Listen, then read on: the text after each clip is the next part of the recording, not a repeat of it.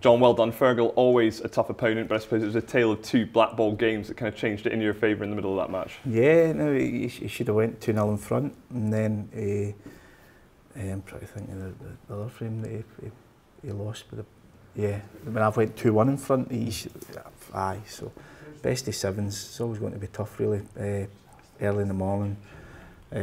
So no, just pleased to win. Yeah. And coming here, seeing you've got Fergal, that is always a tricky test, isn't it? So you must be kind of pleased to have sort of negotiated that first tie. Yeah, I was glad I was playing Fergal because obviously he's Irish. He'd have a few family and friends there watching as well. Now it added to a wee bit of atmosphere in the morning, which was good. So yeah, all good. And talking of atmosphere, here last year it was an unbelievable occasion in the final against Mark. Obviously it didn't go your way, but you always get good support here, and that must have been an amazing occasion to be a part of, even though it didn't end the right way. No, I know. Now, and I think in the last year I've played in a lot of good atmospheres, and it's been great to play in. Obviously, just come back from Hong Kong there, playing Mark here, played Mark Williams at Wembley. There were special occasions, and the crowd obviously generated great atmospheres at the venues. So it's been some good matches last year to play in.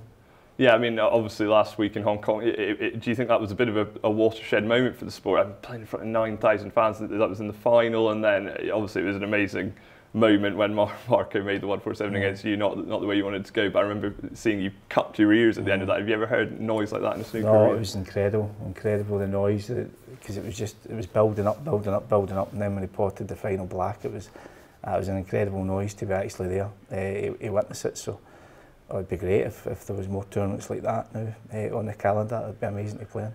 Yeah, as you say, you have been a part of a few really good atmospheres in recent times. Do you think that should be the direction the sport is heading towards, more sort of big arenas, big atmospheres? And I think it's hard because obviously I think that the big arenas, obviously you can get it at a lot of finals, but I think maybe the other big atmospheres that are generated, it's maybe when people know who's playing such and such, like at the Masters, and the Hong Kong people knew who was going to be playing each other, so they knew the matchups there and then. So I don't know if it would replicate that in some of the other events. Obviously near the end of the events it could be really good, but yeah, it's difficult to replicate that.